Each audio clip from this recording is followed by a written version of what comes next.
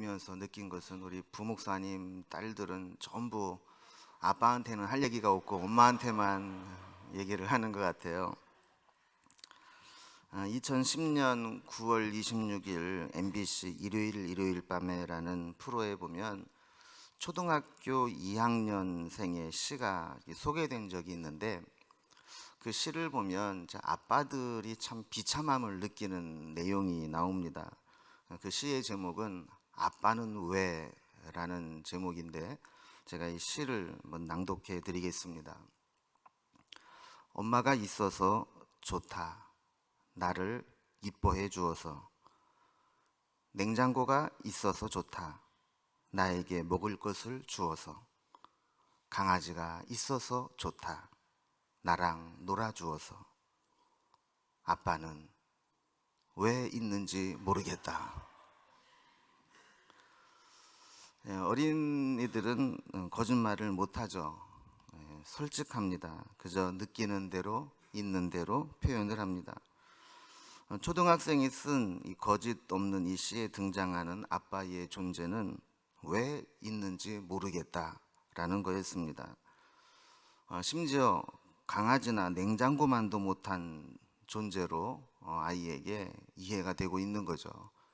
강아지도 존재 이유가 있고 냉장고도 존재 이유가 있는데 아빠는 왜 있는지 모르겠다 하는 거예요. 사실 아빠는 엄마가 마음껏 아들을 딸을 사랑해 줄 수 있도록 도와주고, 또 냉장고에 먹을 것을 채워 넣을 수 있도록 돈을 벌어다 주고, 또 강아지 사료도 사고, 또 필요한 것 살 수 있도록 돈을 벌어다 줍니다. 그런데 아들 딸은 그런 거는 모르고 아빠는 왜 있는지 모르겠다, 이런 생각을 하고 살아가는 거죠. 아빠가 그렇게 가족을 위해서 열심히 밖에 나가서 노력을 하고 돈을 벌고 고생을 하는데도 불구하고 왜 자녀들에게는 아빠는 왜 있는지 모르는 그런 존재 이유를 잘 모르는 사람이 되었을까요? 아마 가장 큰 이유 중에 하나는 아빠 노릇하는 게 처음이기 때문일 겁니다. 원래 사람들은 아무리 똑똑하고 이론적으로 잘 알고 있어도 실전 경험이 없고 실제로 해보지 않은 것에 대해서는 실수도 잘하고 시행착오도 잘 겪습니다. 누구나 그렇지 않습니까? 사실 사람이 어떤 능숙하게 되는 것은 수많은 경험과 시행착오를 겪으면서 경험적으로 배우니까 이게 되는 거지, 이론만 가지고 이 세상이 되는 거는 아니라는 거죠. 그런데 우리는 관계 속에서 늘 그런 실수를 하기가 쉽습니다.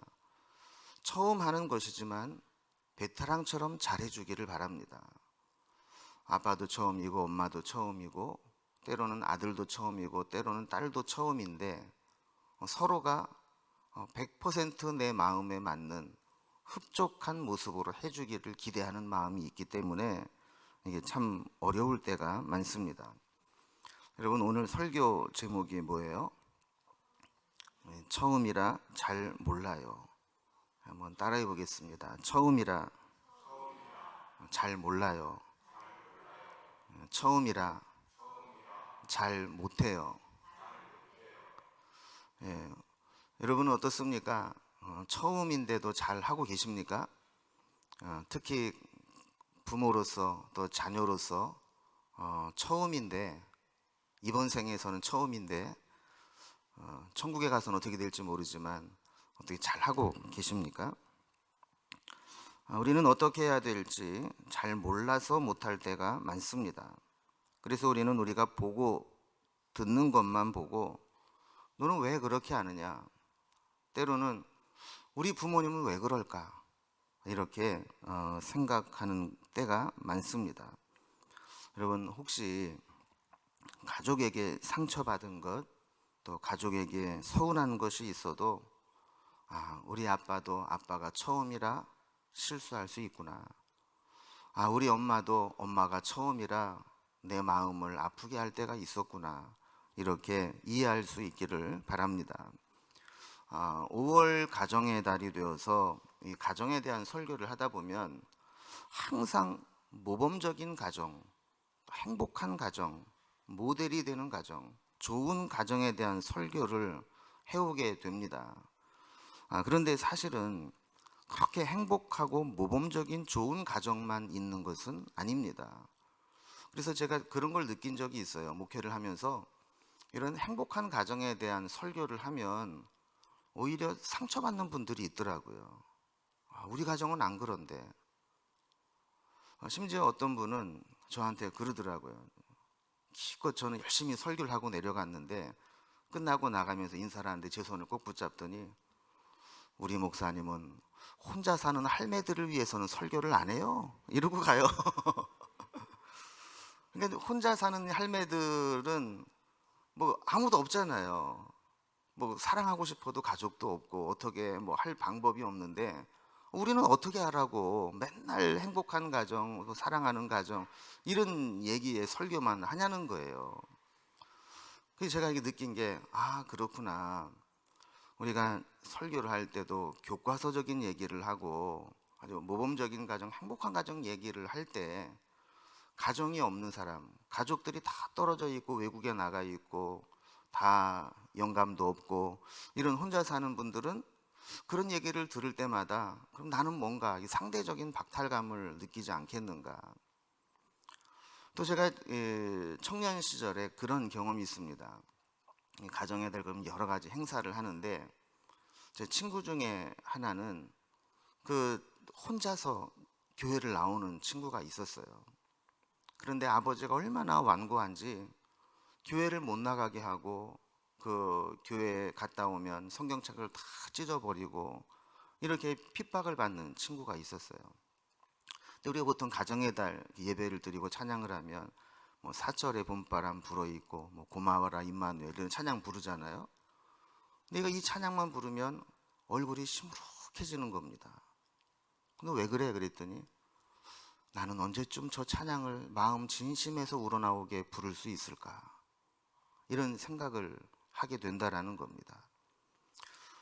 우리가 이제 가정에 대해서 이렇게 생각을 해보면 우리가 가족으로 묶이게 되면서 이 서로에 대한 어떤 역할들이 생기게 되는데 이 역할들이 우리가 배워서 하는 게 없습니다. 기껏 부모가 되어도 자기가 어렸을 때 부모에게 보고 배운 대로 하기가 쉬운데 근데 문제는 우리의 부모님 세대가 그렇게 살갑게 또 자녀들을 아주 인격적으로 또 그렇게 아주 사랑으로 그렇게 표현하면서 살아온 세대가 아닐 수 있다라는 거죠. 자, 그러다 보니까 가정이나 가족이 가장 소중하고 우리에게 중요한 존재임에도 불구하고 때로는 가족들에게 가장 많은 상처를 입고 또 가족들에게서 씻을 수 없는 응어리를 안고 살아가는 사람들이 많다라는 겁니다. 자, 그럴 때 우리가 가져야 될 생각이 뭐냐 하면 아빠도 아빠가 처음이구나. 남편도 남편 노릇이 처음이구나. 아내도 아내 노릇을 처음 해보는구나. 자식도 자식으로서 처음 인생을 살아가는구나. 이런 것들을 생각하면서 우리가 가족들을 서로 이해할 수 있는 그런 기회가 되기를 바랍니다. 오늘 우리가 읽은 말씀에 보면 16절 17절에 가산이 적어도 여호와를 경외하는 것이 살찐 소를 먹으며 서로 미워하는 것보다 나으니라. 채소를 먹으며 서로 사랑하는 것이 살찐 소를 먹으며 서로 미워하는 것보다 나으니라 그랬습니다. 여러분, 가산이라는 말은 집안의 재산이라는 말 아닙니까? 집안의 재산이 많고도 서로 미워하고 서로 불편하게 사는 것보다 비록 풀떼기만 먹고 촉은 목피로 연명한다 할지라도 서로 사랑하고 하나님을 잘 섬기는 가정, 그게 진짜 행복한 가정이다라는 거예요. 우리는 생각이 다르죠. 우리는 어떤 가정을 원합니까? 가산이 많고 살찐 소를 먹으면서도 화목하고 행복한 가정이 되면 좋겠다, 이런 생각을 하잖아요. 그런데 사실 그러기가 쉽지 않다라는 거죠. 여러분, 보통 그런 얘기 많이 합니다. 장례를 치르고 나면 가족들 간에, 형제들 간에 싸움이 일어나는 경우가 많대요. 왜 그렇습니까? 뭐 때문에 그래요? 유산 문제 때문에 그래요. 그런 면에서 저는 그런 불씨를 남기지 않으려고 아주 애를 쓰며 살아와서 아무것도 남겨줄 게 없습니다. 그러니까 없으면 없는 대로 기대를 안 하잖아요. 우리는 아무것도 받을 게 없다. 형제들끼리 뭐 분빠이 할 것도 없고 그냥 우리는 그냥 가르쳐준 거, 먹여주고 키워준 거 그게 다다. 이렇게 생각하면 되는데 장례를 치르고 나면 이제 남은 유산은 어떻게 할 거냐? 누가 더 좋은 거 가질 거냐? 누가 더 많이 가질 거냐? 여러분, 대개 사람들이 돈 앞에서는 형제자매도 없더라고요. 그래서 그런 것을 볼 때 보면 여러분, 대재벌가들 보면 형제의 난이 일어나지 않습니까? 그 재산 문제 때문에 얼마나 피 튀기게 싸움을 하는 거예요. 온 국민이 알 정도로 싸워요. 여러분, 여기에 비해서 정말 양보하고 서로 사랑하고 이해하고 네가 더 가져라. 너는 이래서 어려우니까, 넌 이래서 더 필요하니까 네가 더 가져라. 이렇게 될 수만 있다면 얼마나 좋겠느냐 하는 겁니다. 그래서 우리의 삶도 마찬가지입니다. 우리의 삶도 여러 가지 갈등을 일으키고 힘들게 하고 서로 미움을 가질 만한 상황들이 많이 있지만 이런 모든 상황들을 잘 극복하고 서로를 이해하고 처음이라 그렇구나, 처음이라 그럴 수 있겠구나, 이렇게 이해하면서 서로 사랑하는 가정이 되기를 바랍니다. 2015년도부터 2016년까지 TVN에서 방영한 응답하라 1988이라는 드라마가 있었습니다. 여러분도 혹시 기억나시나요? 쌍팔년도 쌍문동 한 골목에 5 가족이 함께 모여 살면서 살아가는 이야기를 그린 드라마인데 너무 감동적이에요. 저거를 보면 우리 옛날의 감수성이 막 되살아납니다.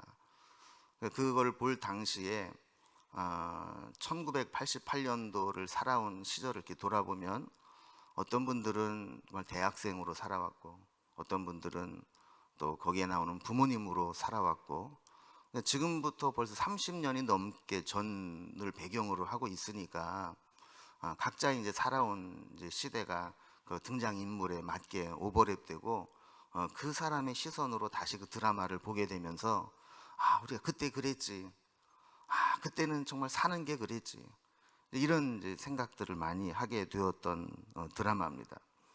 여기 보면 당시에 넉넉하지 못한 상황에서도 참 인간미 있게 살아가고 또 삶의 소소한 행복들을 느끼는 그런 장면들이 많이 나옵니다. 근데 제가 그 중에서 그걸 보면서 마음이 뭉클하고 감동이 되었던 장면이 하나 있어서 소개를 합니다. 여러분, 예전에는 생활이 좀 넉넉하지 못하다 보니까 그런 경우가 있었어요. 어떤 목사님 간증을 들어보니까 자기는 생일날이 제일 싫었대요. 왜냐하면 그 외삼촌이랑 생일이 같았는데 생일날만 되면 외삼촌 집으로 쫓아보냈대요. 너 그 집 가가지고 미역국 얻어먹고 오라고. 그러니까 제 생일인데도 축복을 받는 게 아니라 오히려 국어를 하듯이 밥을 얻어먹으러 가야 되는 심정이니까 얼마나 괴로웠겠어요.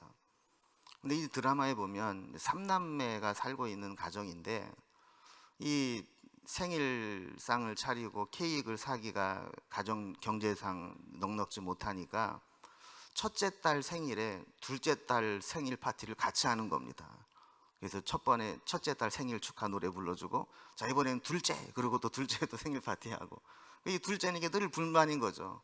나도 내 생일날 내 축하 받고 싶다고 해마다 얘기를 하지만 부모님은 내년부터 미루죠.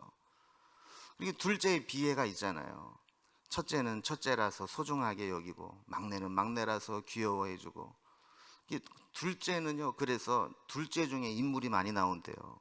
검증된 건 아니지만 위로 치고 아래로 치이고 이러기 때문에 각자 도생, 혼자서 살아남는 법을 배워야 되기 때문에 상처도 받지만 생활력도 강하고 그러면서 눈치도 빨라지고 머리도 많이 써야 되고, 그래서 이 둘째 애가 이렇게 늘 상처를 받다가 어느 날 언니 생일에 자기 생일을 묻어서 하려고 할 때 폭발을 해버리고 맙니다. 그런데 그것을 보고 아버지가 깨닫습니다. 아, 내가 몰랐구나. 내가 몰라서 그랬구나. 그러면서 저녁에 돌아오는 딸을 기다리고 그 둘째 딸만을 위한 케이크를 만들어서 축하를 해주고 이야기하는 장면이 나옵니다. 이 장면을 잠깐 같이 보도록 하겠습니다. 둘, 셋. 생일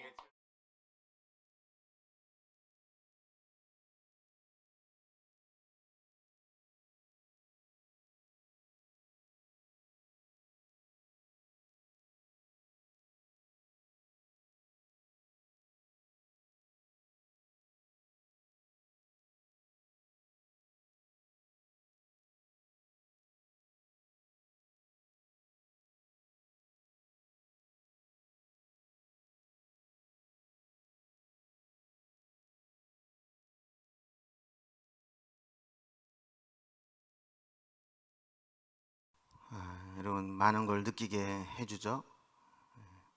우리가 처음이라 잘 모르고 또 처음이라 잘 못할 때가 많습니다. 그러나 우리가 처음이라 잘 몰랐다고 하는 말 한마디가 마음에 지는 응어리를 풀어줄 수 있고 또 다시 사랑으로 회복하게 해주는 능력이 있다는 것을 보게 됩니다. 여러분, 우리 가족이라는 것은 또 넓은 의미로 보면 우리 교회 공동체 속에서도 우리 믿음의 가족 아닙니까? 우리가 아버지가 같으면 형제 자매잖아요. 우리도 아버지가 같은 분인데 우리 아버지가 같은 형제 자매로서 때로는 우리 성도들 사이에도 우리가 같은 형제가 처음이라, 성도가 처음이라 또 잘 모르고 잘 못할 때가 많이 있습니다. 이제 오늘 가정의 달 우리 시리즈를 마치면서 우리가 가족에게 서로 서운한 게 있더라도 또 상처받은 게 있더라도 처음이라 잘 몰라서 처음이라 또 잘 못해서 그럴 수 있다는 마음으로 서로 이해하고 또 위로하고 또 용납하고 또 아름다운 가정을 만들어가는 우리 명륜종합 공동체가 될 수 있기를 주님의 이름으로 기원합니다. 기도하겠습니다.